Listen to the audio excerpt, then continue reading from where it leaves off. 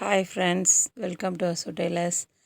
இன்றைக்கி இந்த கோட் எப்படி தைக்கிறதுன்றது தான் ஃப்ரெண்ட்ஸ் பார்க்க போகிறோம். அப்பா, அந்த கோட் என்னை படுத்தின பாடு பார்த்துக்கோங்க. அந்த பாடுபடுத்தி எடுத்துருச்சு. இது ஒன்றுமே இல்லை ஃப்ரெண்ட்ஸ், ரொம்ப ஈஸியாக தான் இருந்தது. ஃபஸ்ட்டு ஹைட்டு மார்பு சுற்றளவு மார்க் பண்ணிவிட்டு தையலுக்கு இங்கே 1.5 இன்ச்சு, அங்கே 2 இன்ச் பக்கம் விட்டுருக்கேன். மற்றபடி ஆம்கோல் அளவு எல்லாம் இது பண்ணிவிட்டு அதை அப்படியே பேக் பார்ட்டை வச்சே தான் நான் இது பண்ணேன். ஒரு 1/4 இன்ச்சு, ஒரு 1/2 இன்ச்சு கொஞ்சம் எக்ஸ்ட்ராவாக நம்ம தையலுக்கு விடுவோம்ல, அந்த மாதிரி அந்த பீஸை கொடுத்து திருப்பி தைக்கிற மாதிரி வெட்டிக்கோங்க. அவ்வளோதான். மித்தபடி ரொம்ப ஈஸி தான். இதில் காலர் மாதிரி ஒரு சின்ன இது வந்துச்சு இல்லையா, அதுக்காக ஒரு 4 பீஸ் நம்ம ட்ரௌசர் தைக்கும்போது ஓப்பன் பீஸ் தைப்போம்ல ஃப்ரெண்ட்ஸ், அந்த மாதிரி வெட்டிக்கோங்க. வெட்டிட்டு அந்த 2 அதில் கேன்வாஸ் வச்சு தைக்கிறாங்க. நான் கேன்வாஸ் வைக்காமல் தான் தைச்சேன். ஆனால் அதுவே நல்லா தான் இருந்தது, நீட்டாக தான் இருந்தது. நான் சொல்லியிருப்பேன்னு நினைக்கிறேன் போன வீடியோலேயே. இந்த கோட்டு தான் என் ஆளால் வச்சது. ஆக்சுவலாக நான் இந்த கோட் இதுவரை தைச்சதே கிடையாது. ஃபஸ்ட் டைமாக நான் தைக்கிறேன். ஆனால் நான் இவ்வளோ ஈஸியாக இருக்கும்னு தெரிஞ்சிருந்தால் நானே வெளியில் கொடுத்துருக்கவே மாட்டேன். என்னை ரொம்ப அழ வச்சிருச்சு. நான் இன்னொருத்தவங்கக்கிட்ட கொடுத்து அவங்க லாஸ்ட் மினிட் வரைக்கும் ஃபோன் எடுக்காமல் என்னை ரொம்ப அழ வச்சுட்டாங்க. கடைசி அவங்கக்கிட்ட இருந்து வாங்கி இன்னொருத்தவங்கக்கிட்ட கொடுத்து அவங்க தைச்சி கொடுத்து அப்புறம் அவங்க கொடுத்த கஸ்டமருக்கு டெலிவரி கொடுக்குறதுக்குள்ளே ரொம்ப கஷ்டப்பட்டுட்டேன். எனக்கு நான் இந்த மாதிரி யாரையுமே நம்பி நான் துணி வாங்கவே மாட்டேன். என்னால் முடிஞ்சால் மட்டும்தான் நான் வாங்குவேன். அவங்க ரொம்ப தெரிஞ்சவங்க, கொஞ்சம் ரெக்வெஸ்ட் பண்ணி கேட்டாங்கன்றதுக்காக தான் நான் வாங்கினேன். ஆனால் இதுவுமே ஒரு வகைக்கு நல்லது தான். நமக்கு ஒரு பாடம், யாரையும் நம்ம நம்பக்கூடாது அப்படின்றதுல இது ஒரு பாடம், அவ்வளோதான். இப்போ பார்த்திங்கன்னா அந்த காலரில் வி மாதிரி அதில் இருக்கும். இது என்னடா பிரித்து வச்சுருக்காளேன்னு நினைக்காதீங்க. நான் பிரித்து பார்த்து அதை எப்படி தைச்சிருக்குன்றதை பார்த்து தான் நான் இந்த கோட்டையை தைக்க ஆரம்பித்தேன். அதுக்காக தான் அதில் மேலே 1/4 இன்ச் விட்டுருக்கேன் இல்லையா, நீங்கள் விட வேண்டாம். அந்த பெல்ட் பீஸை கொஞ்சம் உயரமாக வச்சுக்கிட்டு அப்படியே தைச்சிருங்க. நான் சொல்கிறத நீங்கள் கேட்கணுன்ற அவசியமே இல்லை. வேணும்னா நீங்கள் ஒன்று பண்ணலாம். ஏன்னா நீங்கள் வீடியோவை மியூட் பண்ணி, அதாவது சவுண்டை மியூட் பண்ணி வச்சுட்டு வீடியோவை மட்டும் பார்த்தீங்க அப்படின்னாலே உங்களுக்கு ரொம்ப ஈஸியாக புரியும். நான் சொல்கிறது உங்களுக்கு உங்களுடைய கவனத்தை திசை திருப்புற மாதிரி தான் இருக்கும். நீங்கள் ஸ்டெப் பை ஸ்டெப்பாக பார்த்துட்டு மட்டும் இருங்க. காதே கேட்க வேண்டாம், உங்களுக்கு கண் மட்டும் பார்த்தா போதும். அப்படி மட்டும் பார்த்து இதை பண்ணிங்கன்னு வச்சுக்கோங்களேன், ஒரு டைம் கஷ்டமாக இருக்கிற மாதிரி தான் இருக்கும். ஃபஸ்ட்டு எனக்குமே அப்படி தான் இருந்தது. ஒரு மாதிரி நடுக்கமாகவே இருந்த மாதிரி தான் இருந்தது. இதுவரை தைச்சதே இல்லை இல்லையா, அதனால் கொஞ்சம் பயமாக தான் இருந்தது. ஆனால் ரொம்ப ஈஸி. தைச்சி முடிச்சதுக்கப்புறம் இவ்வளோதானா, இது ஒரு மேட்ரா அப்படின்ற மாதிரி தான் எனக்கு தோணுச்சு. அதனால் நீங்களுமே இது பண்ணுங்கள், பாருங்கள். எதையுமே வேண்டான்னு மட்டும் விடவே கூடாதுன்னு நினைப்பேன் ஃப்ரெண்ட்ஸ். இந்த ஒரு விஷயம் கொஞ்சம் ரிஸ்க்கோ அப்படின்னு சொல்லி பயப்படுவேன். ஜென்ஸ் டெய்லர் தைச்சா தான் நல்லாயிருக்கும் அப்படின்ற மாதிரி என்னுடைய மைண்டில் நானே ஃபிக்ஸ் பண்ணிக்கிட்டது. அது எவ்வளோ தப்புன்றதை நான் இப்போ புரிஞ்சுக்கிட்டேன். எனக்கு இது ரொம்ப பெரிய ஒரு பாடத்தை கற்றுக் கொடுத்துருச்சு. எங்கள் வீட்டிலலாம் கூட அவங்க சத்தம் போட ஆரம்பிச்சிட்டாங்க. யாரையும் நம்பி நீ ஏன் வாங்குற, உனக்கு முடியணும், நீ வாங்கணும் அப்படின்ற மாதிரி சத்தம் போட்டாங்க. அதனால் நான் இதை எப்படியும் நம்ம செஞ்சே ஆயிடணும் அப்படின்றதுக்காக தான் இதை படித்தேன். எனக்கு ரொம்ப கஷ்டம், என்னை அழ வச்சிருச்சு. என் பிள்ளைங்கக்கிட்டலாம் நான் ரொம்ப கஷ்டப்பட்டு, என் பையன்லாம் ஒரு ஸ்டேஜுக்கு மேலே வேண்டாமா நீங்கள் விட்டுருங்க அப்படின்ற ஸ்டேஜுக்கு வந்துட்டான். பார்த்துக்கலாமா, நம்ம வேறு ஏதாவது வழி பண்ணிடலாம், தைச்சிடலாமா, எப்படியாவது தைச்சிடலாமா அப்படின்னு சொல்லி வேறு யார்கிட்டையாவது கேளுங்கன்னு சொல்லி அவன் தான் சொன்னான். அதுக்கப்புறமேட்டு கேட்டு வாங்கி கொடுத்து தைச்சி வாங்கி கொடுத்ததுக்கப்புறம் அவங்கக்கிட்ட தையக்கூலியை கேட்டேன் ஃப்ரெண்ட்ஸ். ஐயோ, எனக்கு அப்படியே தலைலாம் கிருகிருன்னு வந்துருச்சு. அந்தளவுக்கு இருந்தது, முடியல. இவ்வளோ தையக்கூலி வாங்குவாங்களா அப்படின்னு சொல்லி. நான்லாம் இன்றைக்கி வரைக்குமே யூனிஃபார்முக்கு ஒரு செட்டு யூனிஃபார்ம் தைச்சி கொடுக்குறதுக்கே 150 ரூபா தான் வாங்குகிறேன். ஆனால் இவங்க இந்த கோட்டு தைச்சி கொடுக்குறதுக்கே 150 ரூபா வாங்கினாங்க. தைக்க கொடுத்தவங்களும் ஒன்றும் ரொம்ப பெரிய வசதியாக உள்ளவங்களும் இல்லை. அதனால் எனக்கு அதுவும் ஒரு பக்கம் கஷ்டமாக இருந்தது. நம்ம அனாமத்தாக வாங்கி கொடுக்குறோமோன்னு தோணுச்சு எனக்கு. அவங்க ரொம்ப நல்ல டைப்பு.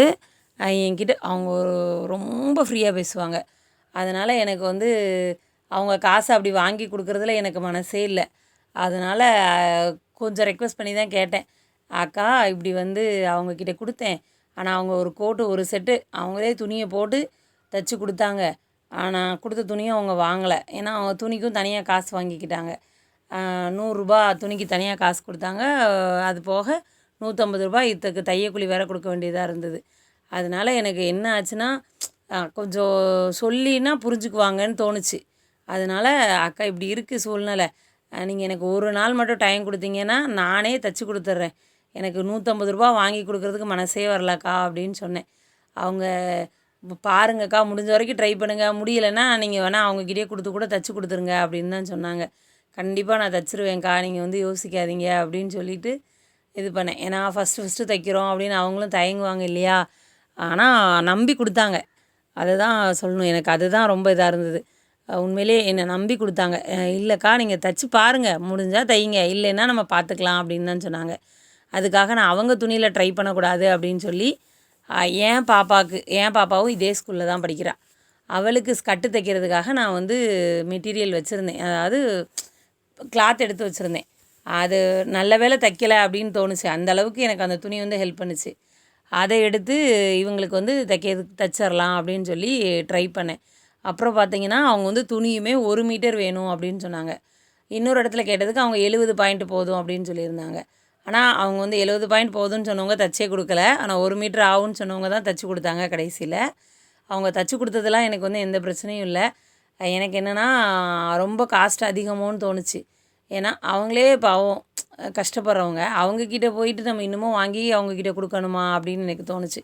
அதுக்காக தான் நான் வந்து இது வந்து வேண்டாம் அப்படின்னு முடிவு பண்ணேன். அப்புறம் எப்படியோ ஒரு மட்டுக்கும் அந்த பாப்பாக்கிட்டேயே கேட்டேன், பாப்பா உனக்கு வேண்டாத ஒரு கோட் கொடு, ஆண்டி பிரித்து பார்த்து தைச்சி தந்துடுறேன்டா அப்படின்னு சொன்னேன். சரி ஆண்டி தைச்சி கொடுங்க அப்படின்னு சொல்லிட்டா.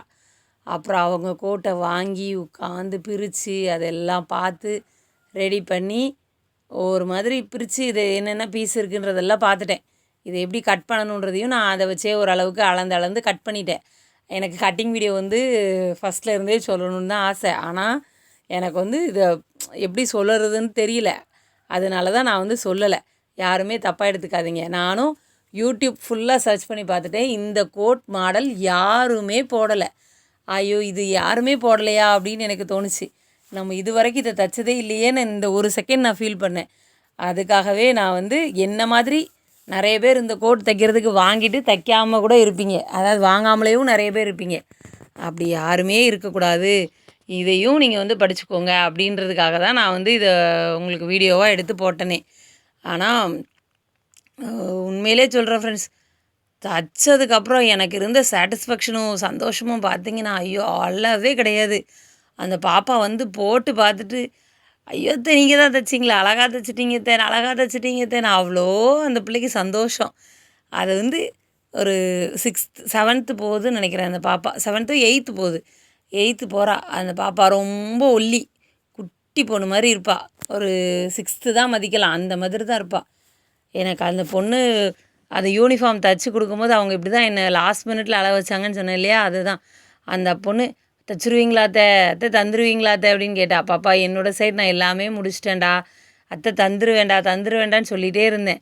ஆனால் அவள் நம்பினா என்னை கடைசி வரைக்கும், இந்த அத்தை எப்படி தந்துருவாங்க அப்படின்னு நம்பினான். அந்த நம்பிக்கைக்கு பாத்திரமாக இருக்கணுமே அப்படின்றது தான் எனக்கு வந்து கடைசி வரைக்கும் தோணிகிட்டே இருந்துச்சு. ஆனால் நான் யாருக்குமே வந்து கடைசி வரைக்கும் தரேன்னு சொல்லி ஏமாத்தினதே கிடையாது. அவங்க வந்து 9 மணிக்கு வேணும்னு சொன்னாங்க அப்படின்னா கரெக்டாக அந்த 9 மணிக்கு அவங்க வர்றதுக்கு முன்னாடி அந்த துணி ரெடியாக இருக்கணும்னு நான் நினைப்பேன். அதனாலேயே வந்து ஆனால் இன்னொன்று என்கிட்ட இன்னொரு பிரச்சனை என்னென்னா, மெதுவாக கொடுங்க அப்படின்னு சொல்லிட்டாங்கன்னா அப்படியே மெதுவாக கொடுக்கலான்னு வீட்டிலையே தான் இருக்கும் அந்த துணி, அது போகவே செய்யாது. ஆனால் அவசரம்னு கேட்டால் எவ்வளோ அவசரமாக கொடுத்தாலும் நான் தைச்சி கொடுத்துருவேன், அவ்வளோ ஸ்பீடாக தைச்சிருவேன், அதெல்லாம் எனக்கு பிரச்சனையே கிடையாது. ஆனால் இவங்க கடைசி நேரத்தில் அப்படி பண்ணது எனக்கு ரொம்ப இந்த டைம் வந்து இவ்வளோ நாள் நான் தைக்க ஆரம்பித்து ஒரு 16 வருஷம் ஆகுது.